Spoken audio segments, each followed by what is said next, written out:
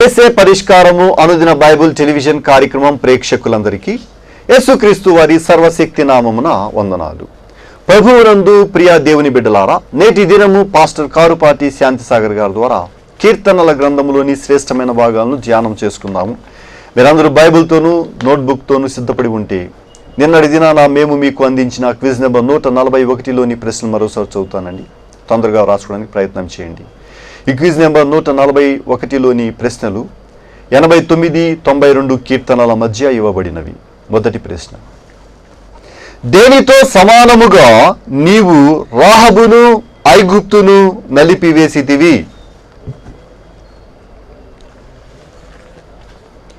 దేనితో సమానముగా నీవు రహబును ఐగుప్తును నలిపివేసితివి? రెండో ప్రశ్న: తాబోరు హెర్మోనులు దేనిని బట్టి ఉత్సాహధ్వని చేయుచున్నవి? తాబోరు హెర్మోనులు దేనిని బట్టి ఉత్సాహధ్వని చేయుచున్నవి? మూడో ప్రశ్న: మా దినములు లెక్కించుటకు మాకు నేర్పుము. రిఫరెన్స్ వ్రాయము. మా దినములు లెక్కించుటకు మాకు నేర్పుము. రిఫరెన్స్ వ్రాయము.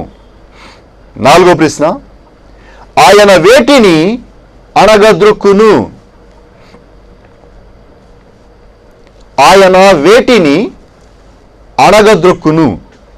ఐదో ప్రశ్న: ఎవరు గడ్డి వలె చిగుర్చుదురు? ఎవరు గడ్డి వలె చిగుర్చుదురు? ఈ 5 ప్రశ్నలకు సరైన సమాధానాలు రాసి వచ్చే శనివారంలోగా మా కార్యాలయానికి పంపించండి. మీ పేరు, అడ్రస్సు రాయటం మర్చిపోకండి. మీరందరూ సిద్ధపడి ఉంటే పాస్టర్ కారుపాటి శాంతిసాగర్ గారు ప్రార్థన చేసి ఈ దినపు వాక్య పరిచర్య చేస్తారు. ప్రభువునందు ప్రియమైన దేవుని బిడ్డలారా, దయచేసి తలలు వంచండి, ప్రార్థనలో ఏకీభవించండి. మమ్మల్ని మిక్కిలిగా ప్రేమిస్తున్న మా ప్రియ పరలోకపు తండ్రి, మీ పరిశుద్ధ ఘన నామమునకు స్తోత్రాలు. ఈ రాత్రి కాలం మీ పాదముల చెంతకు వచ్చి మిమ్మల్ని స్తుతిస్తూ ఆరాధిస్తూ మీ నామమును గణపరుచుకునే భాగ్యం మాకు ఇచ్చినందుకై స్తోత్రాలు. ప్రభు, ఈ సమయంలో ప్రత్యేకంగా మా ప్రేక్షకుల కొరకు ప్రార్థిస్తున్నాం. మీ కృపలో వీరిని జ్ఞాపకం చేసుకోండి.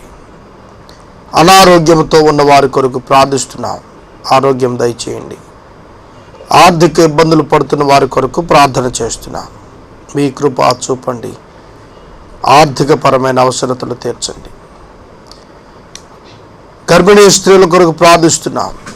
సుఖప్రసూతినిచ్చి తల్లి బిడ్డలను ఆశీర్వదించండి. అంగవైకల్యం చేత బాధపడుతున్న వారి కొరకు ప్రార్థిస్తున్నాం. ఆత్మస్థైర్యం ఇవ్వండి ప్రభు. మంచి భవిష్యత్తు వారికి ఇవ్వండి. ఈ రాత్రి కాలం ప్రత్యేకంగా మీ దాసురాలు సేనాబాయి గారి కొరకు ప్రార్థిస్తున్నాం. ఆమెకు మీరు ఇచ్చిన నూతన జన్మదినం కొరకై వందనాలు. మీ కృపలో మీ దాసురాలకు దీర్ఘాయుష్యునిచ్చి నడిపించండి. ఈ రాత్రికాలపు వాక్య ధ్యానం ద్వారా మమ్మల్ని అందరినీ దీవించండి. యేసు ప్రభు పేరిట ప్రార్థిస్తున్నాం తండ్రి, ఆమెన్. ప్రభువునందు ప్రియమైన దేవుని బిడ్డలారా, దయచేసి మీ పరిశుద్ధ బైబిల్ గ్రంథాన్ని తెరిచి కీర్తనల గ్రంథం 93వ సంకీర్తన మీ ముందు ఉంచుకోండి. 93వ సంకీర్తన ఒక ప్రత్యేకమైనటువంటి అంశం గురించి మాట్లాడుతోంది. ప్రకటన గ్రంథంలో యేసుక్రీస్తు ప్రభువు వారి యొక్క ఔన్నత్య ప్రత్యక్షత ఈ 93వ కీర్తనలో వివరించడం జరుగుతుంది. ఆశ్చర్యంగా ఉంది కదండి. క్రీస్తు పూర్వం 1000 సంవత్సరాలప్పుడు రాసిన ఈ కీర్తన క్రీస్తు శకం 2000 సంవత్సరాలప్పుడు ధ్యానిస్తున్న మనం ఇంకా ఎంతకాలానికి ఇది నెరవేరబోతుందో ఈ ప్రవచనం మనకు అర్థం కాదు, మనం గ్రహించలేం. ఇప్పటికీ 3000 సంవత్సరాల క్రితం ఇకపై మీదట వచ్చేటువంటి సమయంలో జరగబోతున్న ఇన్సిడెంట్ను ఆ కాలంలోనే వ్రాశాడు భక్తుడు. అంటే అతని యొక్క దృష్టి నిశితంగా 1000 సంవత్సరాల అవతల ఏం జరుగుతుందో చూడగలిగింది. అది మానవ మేధస్సుకు సాధ్యం కాదు. రేపేం జరుగుతుందో తెలియదు మనకు, వచ్చే సంవత్సరం ఈ టైంలో ఏం జరుగుతుందో తెలియదు, 1000 సంవత్సరాల తర్వాత ఏం జరుగుతుందో మనకేం తెలుసు? దేవునికి మాత్రమే తెలుసు ఏం జరుగుతుందో. కాబట్టి ఈ వచనాలు దైవ ప్రేరితం, దేవుడు ఆ దాసునికి బయలుపరిచిన మాటలు. 93వ సంకీర్తన 1వ వచనం నుండి చదువుకుందాం. యెహోవా రాజ్యము చేయుచున్నాడు. యెహోవా రాజ్యము చేయబోచున్నాడు అనంటే ఫ్యూచర్ టెన్స్. యెహోవా రాజ్యము చేయుచున్నాడు, ప్రజెంట్ కంటిన్యూస్ టెన్స్. ప్రస్తుతం ఆయన రాజ్యం చేస్తున్నాడు అని ప్రకటన ప్రారంభించాడు కీర్తనాకారుడు. ఇప్పుడు ఆయన రాజ్యం చేస్తున్నాడా? క్రీస్తు ప్రభు తండ్రి కుడి పార్శ్వమున ఆసీనుడై ఉన్నాడు. రాజ్యం చేసేవాడు ఎవరు? యెహోవా అని చెప్పబడింది. అయితే ఆ సింహాసనంపై మానవులకు ప్రత్యక్షం కాగలిగిన వాడెవరు? యేసుక్రీస్తు ప్రభు అని చెప్పబడింది. అందుకనే యెషయా 9:6లో యేసుక్రీస్తు ప్రభువే దేవునిగా వర్ణించబడింది. దైవత్వం యొక్క ప్రత్యక్షత యేసుక్రీస్తు ప్రభువునందు మానవునికి లభించింది. యేసుక్రీస్తు నందే తండ్రి అయిన దేవుడు, పరిశుద్ధాత్మ దేవుడు ఉన్నారని చాలా తేటగా మనం తెలుసుకోవాలి. యెహోవా రాజ్యం చేయుచున్నాడు అనగా యేసు సింహాసనాసీనుడయ్యాడు అని ఆయన చెప్పటం చాలా ఆశ్చర్యం. చూడండి, ప్రకటన గ్రంథం 11వ అధ్యాయం 17వ వచనం. వర్తమాన భూత కాలములలో ఉండు దేవుడవైన ప్రభువా. చూస్తున్నారా ఏమని సంబోధిస్తున్నాడు? వర్తమానం, భూతకాలం. వర్తమానం, భూతకాలం, వీటిలో ఉండేటువంటి దేవుడా అనలేదు, దేవుడివి అయిన ప్రభువా. God and the lord Jesus Christ, యేసుక్రీస్తు. దేవుడు అయిన ఓ ప్రభువా అంటూ సర్వాధికారి అని పిలిచాడు. ఆకాశము మీద భూమి కింద ఆయనకు సర్వాధికారం ఇవ్వబడింది. ఆయన ప్రభు అయిన యేసుక్రీస్తు. ఆయనను గురించి అంటున్నాడు, నీవు నీ మహాబలమును స్వీకరించి ఏలుచున్నావు గనుక నీకు మేము కృతజ్ఞతాస్తుతులు చెల్లిస్తున్నాము. చూస్తున్నారా? నీవు మహాబలము ధరించి ఏలుచున్నావు అనగా రాజ్యము చేయుచున్నావు. ఆయన భుజము మీద రాజ్యభారముండును, ఆయన రాజ్యం అంతము లేనిదై ఉండును. ఈ విధముగా మనం చూస్తున్నప్పుడు ప్రభు ఏలుతున్నాడు అనేటువంటి మాట ఆయన యొక్క ప్రభావమును గుర్తించినటువంటి 24 పెద్దలు సాష్టాంగపడి చెప్తున్నారు. మృతులు తీర్పు పొందుటకును, నీ దాసులకు ప్రవక్తలకును పరిశుద్ధులకును నీ నామమును భయపడిన వారికి తగిన ఫలమిచ్చుటకును, గొప్పవారేమి కొద్దివారేమి భూమిని నశింపచేయుటకును సమయం వచ్చింది. దాసులకు ప్రవక్తలు, మృతులు తీర్పు, ఇవన్నీ యేసుక్రీస్తు ప్రభువును సూచిస్తున్నాయి. ప్రవక్తలు యేసును గురించి సాక్ష్యం ఇచ్చారు. మృతుల యొక్క తీర్పు క్రీస్తు ప్రభువే నిర్వహించారు. కాబట్టి యేసుక్రీస్తు ప్రభువును గురించి ఆయన రాజ్యము చేయుచున్నాడు అనేటువంటి పదం ఇక్కడ రాస్తున్నాడు. ప్రకటన గ్రంథం అంతా కూడా యేసు ప్రభు యొక్క ఆధిపత్యాన్ని గురించిన ప్రత్యక్షత మనకు కనిపిస్తుంది. 93వ సంకీర్తనలు అంటాడు, యెహోవా బలము ధరించి బలముతో నడుము కట్టుకుని ఉన్నాడు, కదలకుండానట్లు భూలోకము స్థిరపరచబడి ఉన్నది. ఇప్పుడు భూమి కదులుతుందా, కదలకుండా ఉందా? ఇప్పుడున్నటువంటి భూమి కదులుతోంది. భూభ్రమణం అంటే భూమి కదులుతోంది, తన చుట్టూ తాను తిరుగుతూ సూర్యుని చుట్టూ అది తిరుగుతోంది. కానీ ఇక్కడ భూమి కదలకుండా ఉంది అన్నాడు. అంటే ఇది విశ్వంలోని భూమియా? ప్రకటన గ్రంథం 21వ అధ్యాయం అంతటా నేను ఒక నూతన ఆకాశము నూతన భూమి చూచి తిని. కాబట్టి కదలనటువంటి భూమి పైన దేవుని యొక్క రాజ్యం ఆయన చేస్తున్నాడు మహాబలము చేత అనేటువంటిది మనకిక్కడ బయటపడుతోంది. సోదరుడా, సోదరి, మీ జీవితాలను ఒక్కసారి పరిశీలన చేసుకుంటూ ఈ యొక్క రాత్రికాలం పరిశుద్ధ లేఖన భాగములలో నుండి యేసుక్రీస్తు ప్రభువే మానవులను ఏలబోచున్నటువంటి వాడని మనం గుర్తెరుగుదాం. ఆయనను గురించి ఇంకా మాట్లాడుతూ అంటాడు, ఆయన పురాతన కాలము నుండి నీ సింహాసనము స్థిరమాయను, సదాకాలము ఉన్నవాడవు నీవే. పురాతన కాలము నుండి సింహాసనమున ఉన్నవాడు. ఫిలిప్పీ పత్రిక 2వ అధ్యాయం సాక్ష్యం ఇచ్చిందేమని? ఫిలిప్పీ పత్రిక 2వ అధ్యాయంలో పౌలు భక్తుడు మాట్లాడుతూ తెలియజేసినటువంటి ఆశ్చర్యకరమైన మాటలు, చాలా ప్రూఫ్ అన్నమాట. ప్రభువే దేవుడు అంటానికి 2వ అధ్యాయం 6వ వచనం, ఆయన దేవుని స్వరూపము గలవాడై ఉండి దేవునితో సమానముగా ఉండుట విడిచిపెట్టకూడని భాగ్యమని ఎంచుకొనలేదు. దేవునితో సమానముగా ఉండటం అంటే సింహాసనమును విడిచిపెట్టాడు ప్రభు. సింహాసనమును విడిచిపెట్టి శిలువ మీదకు వచ్చాడు. కనుక మానవునిగా రిక్తునిగా ఆయన రావటానికి పూర్వము పరలోకమందున్నప్పుడు, దేవుని యొద్ద ఉన్నప్పుడు, దేవుడై ఉన్నప్పుడు, దేవుని వాక్యంగా ఉన్నప్పుడు ఆయన సింహాసనాసీనుడు. దేవునితో సమానముగా ఉండటం అంటే దేవుని సింహాసనాసీనుడు. నిరంతరము ఆయన పరిపాలకుడు. క్రీస్తు యొక్క ప్రత్యక్షత దైవమునందున్నప్పుడు ఆయన దేవునితో కూడా ఏలుచున్నాడని మనం అర్థం చేసుకోగలుగుతాం. సదాకాలము ఉన్నవాడవు నీవే. సదాకాలము అనే పదం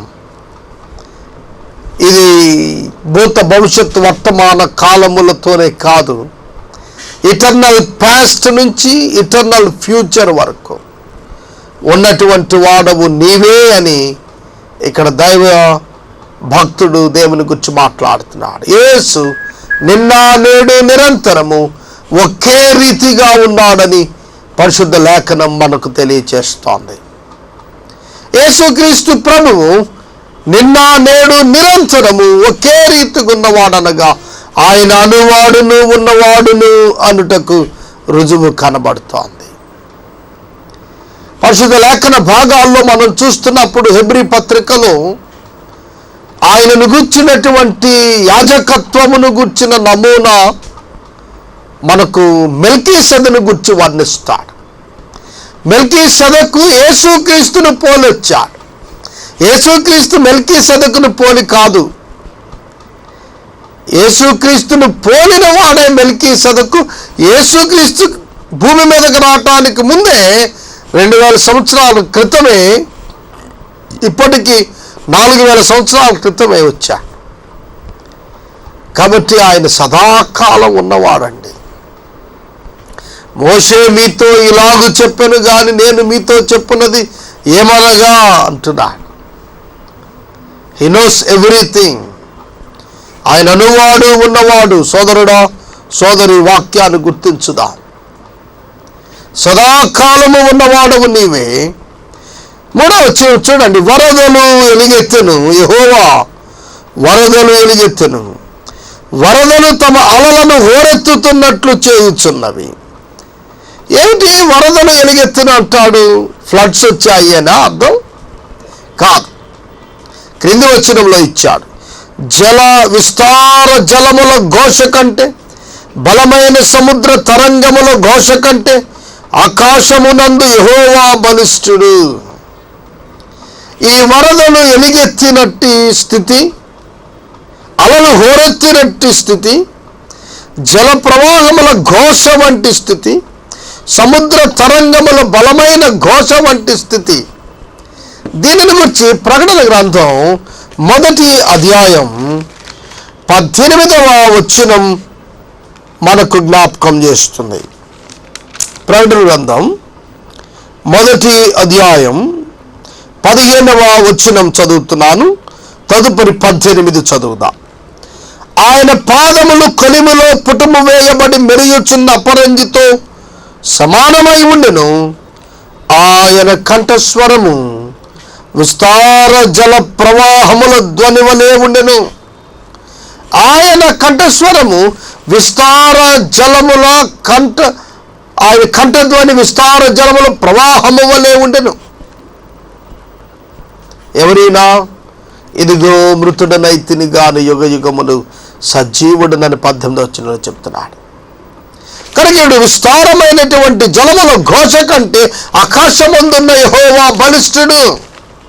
ఎంతటి బలిష్ఠుడో ప్రకటన గ్రంథం 1వ అధ్యాయము 10వ వచనం కాడి నుంచి 20వ వచనం వరకు మనకు కనిపిస్తాయి. ఎంత గొప్పవాడు! ఆకాశము తెరవబడి మనుష్య కుమారుని యొక్క ప్రత్యక్షత చూచినటువంటి వాడుగా యోహాను భక్తుడు తన యొక్క పద్మాసు దీపపు అనుభవాన్ని రాస్తున్నాడండి. పరవాసిగా యోహానున్నప్పుడు వెనుక వినబడిన స్వరాన్ని బట్టి వెనుతిరిగి చూడగా మనుష్య కుమారుని పోలిన వానిని ఒక్కరిని చూచి తిని. సోదరుడా సోదరి, యేసుక్రీస్తు ప్రభు రాజ్యం చేస్తాడని, ఆయన యొక్క బలాధిక్యతను గొప్పవని, ఆయన ఏలబోతున్నాడని, ఆయన తీర్పు తీరుస్తాడని, ఆయనను విశ్వసించిన వారిని నిత్యరాజ్యానికి చేరుస్తాడని ఈ కీర్తన మనకు జ్ఞాపకం చేస్తోంది. నీ శాసనములు ఎన్నడూ తప్పిపోవు, యెహోవా ఎన్నటన్నిటికీ నీ పరిశుద్ధతయే నీ మందిరమునకు అనుకూలము. ఈ మాట చాలా గొప్ప మాట. నీ శాసనములు ఎన్నటికీ నీ తప్పిపోవు. చూడండి, రాష్ట్ర ప్రభుత్వం అసెంబ్లీలో ఒక ప్రత్యేకమైనటువంటి కౌన్సిల్గా ఏర్పడి ఒక చట్టాన్ని, ఒక శాసనాన్ని అమలులోకి తేవాలి అంటే మెజారిటీ సభ్యులు అక్కడ ఓటింగ్ నిర్వహించినప్పుడు దానికి ఆమోదం తెలియచేస్తే అది అమలులోకి వస్తుంది. ఇక్కడ మనం చూస్తున్నప్పుడు శాసనం, ఇవి మార్పు లేనటువంటివి. ఈ శాసనములు తప్పిపోయేవి కావు. కానీ మనం చూస్తున్న అనేక శాసనాలు ఆ సమయంలో అప్లై అవుతున్నాయి, తర్వాత కాలంలో అవి మారిపోతాయి. ఇప్పుడు మనం చూసుకునేటువంటి గవర్నమెంట్ పాలసీస్ కానీ, జీవోస్, గవర్నమెంట్ ఆర్డర్స్ కానీ, ఈ శాసనాలు ఉన్నాయి చూశారు. ప్రభుత్వాలు మారుతున్నప్పుడు మారిపోతుంటాయి, పరిస్థితులు మారుతున్నప్పుడు అమెండ్మెంట్స్ చేస్తుంటారు, కొన్ని రద్దుపరుస్తుంటారు. కానీ దైవిక శాసనం రద్దుపరచబడదు. దేవుడు భవిష్యత్తు ఎరిగిన వాడును, సమస్తం ఎరిగిన వాడును కనుక ఆయన చేసే శాసనం అన్ని కాలములకు అప్లై అయ్యేటువంటిదిగా ఉంటుంది. ప్రతి సమయంలోనే ఎఫెక్టివ్గానే ఉంటుంది, ఇన్ఎఫెక్టివ్గా ఉండదు. సోదరుడా సోదరి, దేవుడు చేసిన శాసనం మారదండి. ఆయన ఇచ్చినటువంటి అద్భుతమైనటువంటి వాక్యం అన్నటికీ మారదు. దాని ప్రభావం మనం అర్థం చేసుకోవాలి, కానీ మనలో మార్పే కానీ దాని ప్రభావంలో మార్పు లేదు. క్రీస్తు యొక్క బలిష్టమైన చేతి కింద మనం భద్రంగా ఆనందంగా గడపవచ్చు. ఆయన ఇచ్చిన మాటలలో ఒక పుల్లైన సున్నైన తప్పిపోదు. ఆయన ఇచ్చినటువంటి న్యాయపు శాసనాలు మనకు ఆశీర్వాదములే కానీ మనకు నష్టం కాదు. ఒక వ్యక్తికి పరిపూర్ణ ఆనందం, ఆశీర్వాదం కలిగించేందుకు మార్పు లేని శాసనాలను ఆయన తీసుకొని వచ్చాడు. బైబిల్ గ్రంథంలో 119వ కీర్తన ధ్యానించినప్పుడు మనం చూస్తాం, ఆయన శాసనములు, ఆయన కట్టడలు, ఆయన విధులు, ఆయన వాక్యములు, ఆయన యొక్క ప్రత్యేక సందేశాలు ఆశ్చర్యంగా కనపడతాయి. 119వ కీర్తన మనం ధ్యానించినప్పుడు విస్తారంగా శాసనాల గురించి మనం మాట్లాడతాం. సోదరుడా సోదరి, దేవుని యొక్క ఆజ్ఞలు మన జీవితాల్లో మనం పాటిస్తున్నామా? ఆయనను మనలను ధర్మశాస్త్రమును కాడి క్రింద చిక్కుకొనవద్దు అని శాసించాడు. కానీ పరిశుద్ధత కలిగి నిత్యరాజ్యం కొరకు సిద్ధపడమని సూచించినాడు. దేవుని యొక్క మార్గం పరిశుద్ధమైన మార్గం. హృదయ శుద్ధి కలిగిన వారే ఆయన రాజ్య ప్రవేశం చేస్తారని మత్తయి సువార్త 5వ అధ్యాయంలో యేసుక్రీస్తు ప్రభువారు స్వయంగా చెప్పారు. హృదయ శుద్ధి గల వారు ధన్యులు, వారు దేవుని చూస్తారంటే దేవుని రాజ్యంలో వారు ఉంటారు అని చెప్పాడు. ఇక్కడ కూడా అదే చెప్తున్నాడు, నీ శాసనములు మారిపోవు, యెహోవా ఎన్నటన్నిటికీ నీ పరిశుద్ధతయే నీకు నీ మందిరమునకు అనుకూలము. దేవుని మందిరానికి మార్గం పరిశుద్ధతే. పరిశుద్ధత లేకుండా ఎవడు దేవుని సన్నిధికి రాలేడు.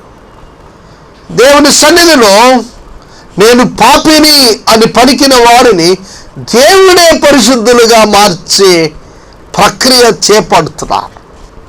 యెషయా గ్రంథం 6వ అధ్యాయం మీ ముందుంచుకుని మీరు పరిశీలన చేసి చూడండి. మొదటి వచనాలను యెషయా మాట్లాడుతూ అన్నాడు, ప్రభువా, నేను అపవిత్రమైన పెదవులు గలవాడను, అపవిత్రమైన పెదవులు గలవారి మధ్యన నేను నివసిస్తున్నాను. అవును, యెషయా మాట్లాడుతున్నప్పుడు తన అంతరంగాన్ని పరిశీలించుకునే మాట్లాడాడు. అప్పుడు ఒక దూత ఒక కారు పట్టుకొని నిప్పు తెచ్చి అతని పెదవులకు తాకించి నీవు ఇప్పుడు పరిశుద్ధమయ్యావని ప్రకటన చేసింది. చూద్దామండి ఒక్కసారి. యెషయా గ్రంథం 6వ అధ్యాయం 5వ వచనం, అయ్యో, నేను అపవిత్రమైన పెదవులు గలవాడను, అపవిత్రమైన పెదవులు గల మనుషుల మధ్య నివసించువాడను, నేను నశించితిని. రాజును సైన్యములకు అధిపతి యెహోవాను కనులారా చూచితిని అనుకుంటుని.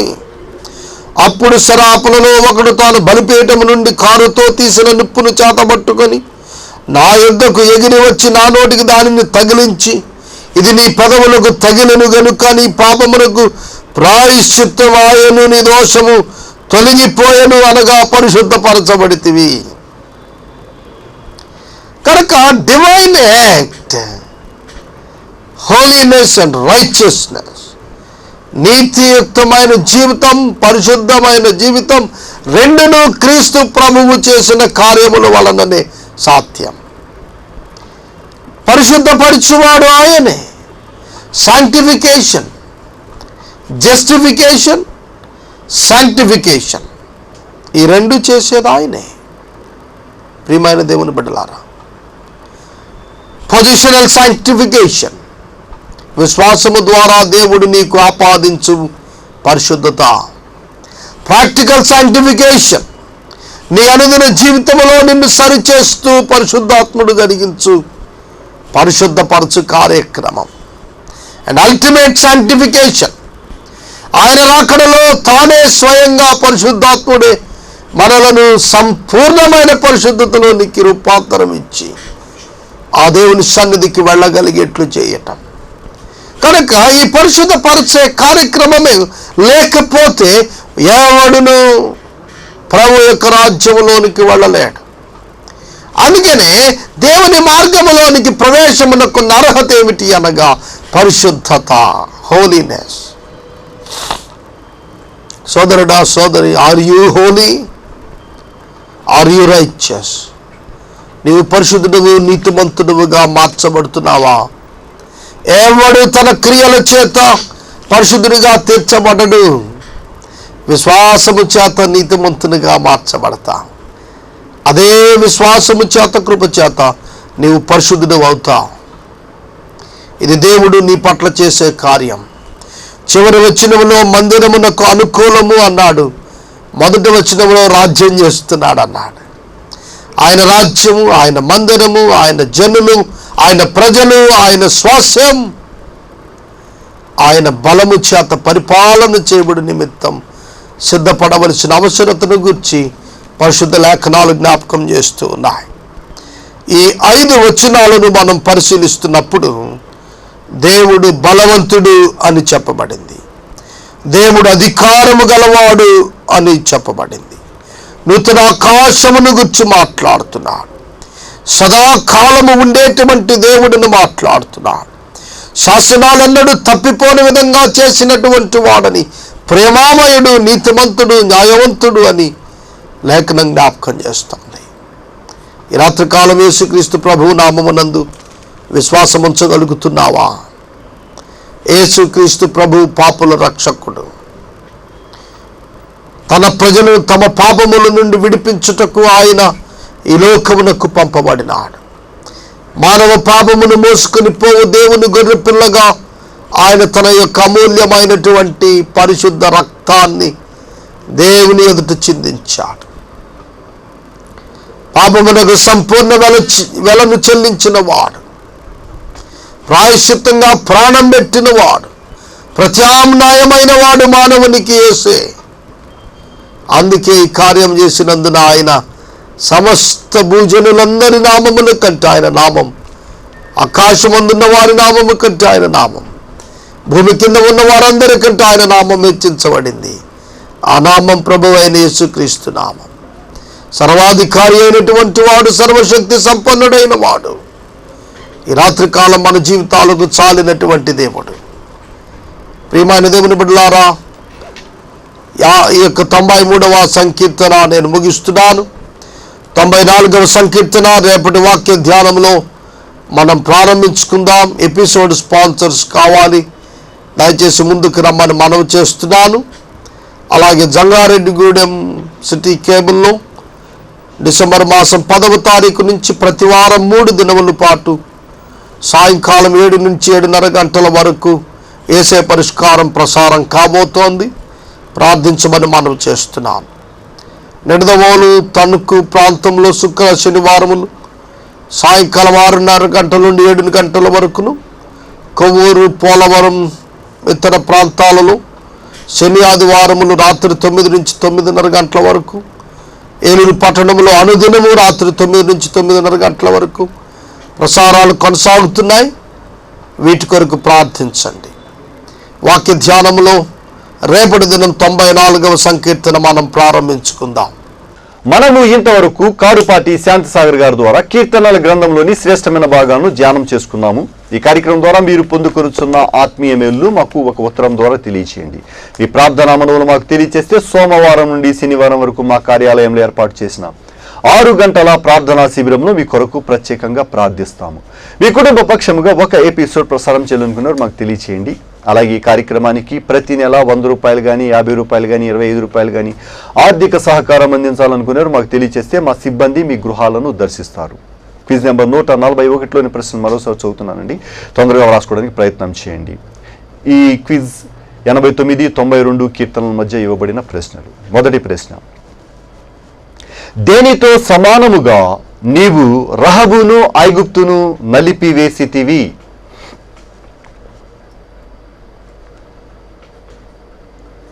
దేనితో సమానముగా నీవు రహబును ఐగుప్తును నలిపివేసితివి? రెండవ ప్రశ్న, తాబోరు హెర్మోనులు దేనిని బట్టి ఉత్సాహధ్వని చేయుచున్నవి? తాబోరు హెర్మోనులు దేనిని బట్టి ఉత్సాహధ్వని చేయుచున్నవి? మూడో ప్రశ్న, మా దినములు లెక్కించుటకు మాకు నేర్పుము. రిఫరెన్స్ వ్రాయము. మా దినములు లెక్కించుటకు మాకు నేర్పుము. రిఫరెన్స్ వ్రాయము. నాలుగో ప్రశ్న, ఆయన వేటిని అణగద్రొక్కును? ఆయన వేటిని అణగద్రొక్కును? ఆఖరి ప్రశ్న, ఐదో ప్రశ్న, ఎవరు గడ్డి వలె చిగుర్చుదురు? ఎవరు గడ్డి వలె చిగుర్చుదురు? ఈ 5 ప్రశ్నలకు సరైన సమాధానాలు రాసి వచ్చే శనివారంలోగా మా కార్యాలయానికి పంపించండి. మీ పేరు, అడ్రస్ రాయటం మర్చిపోకండి. ముగింపు ప్రార్థన ఆశీర్వాదాలతో ఈ కార్యక్రమాన్ని ముగించుకుందాం. ప్రార్థన చేసుకుందాం. దయచేసి తలలు వంచండి, ప్రార్థనలో ఏకీభవించండి. మమ్మల్ని మిక్కిలిగా ప్రేమిస్తున్న మా ప్రియ పరలోకపు తండ్రి, మీకు స్తోత్రాలు స్తుతులు చెల్లిస్తున్నా. ఈ రాత్రి కాలం మీ బిడ్డలమైన మేము మీ పాదముల చెంతకొచ్చి మిమ్మల్ని మహిమపరుస్తున్నా. క్రీస్తు పూర్వం 1000 సంవత్సరాల క్రితం రాబోతున్న మీ పరిపాలనను గురించి మాట్లాడిన దైవజనుని యొక్క నిశ్చిత దృష్టిని బట్టి మీకు స్తోత్రం. ప్రభు 1000 సంవత్సరాలు ప్రవక్త చూడగలిగాడు. ఇది మీ ఉచిత కృప. ఈ రాత్రి ఇక్కడ ఉన్నటువంటి మేము అట్లీస్ట్ మా చుట్టూతో ఉన్న పరిస్థితులను అయినా చూచి మీరు అక్కడ సమీపమని గుర్తెరుగుటకు సహాయం చేయమని ప్రార్థిస్తున్నాం. మీరు రాబోతుండగా ప్రభు మమ్మల్ని సిద్ధపరచండి. పరిష్కారం యొక్క ప్రతి అవసరత మీరు తీర్చండి స్వామి. మిమ్మల్నే ఆశ్రయించి ఉన్నాం ప్రభు. మీ కృప మెండుగా కుమ్మరించండి. మా ప్రేక్షకులను దీవించమని రేపటి వాక్య ధ్యానంలో మేము కలుసుకునే పర్యంతం మీ కృపలో వర్ధనలు చేయమని యేసు ప్రభు పేరిట ప్రార్థిస్తున్నాము తండ్రి. ఆమెన్. మన తండ్రి అయిన దేవుని ప్రేమ, కుమారుడిని యేసుక్రీస్తు వారి యొక్క కృప, పరిశుద్ధాత్మ దేవుని యొక్క అన్యోన్య సహవాసము సదాకాలము మనకందరికీ తోడై ఉండునుగాక. ఆమెన్.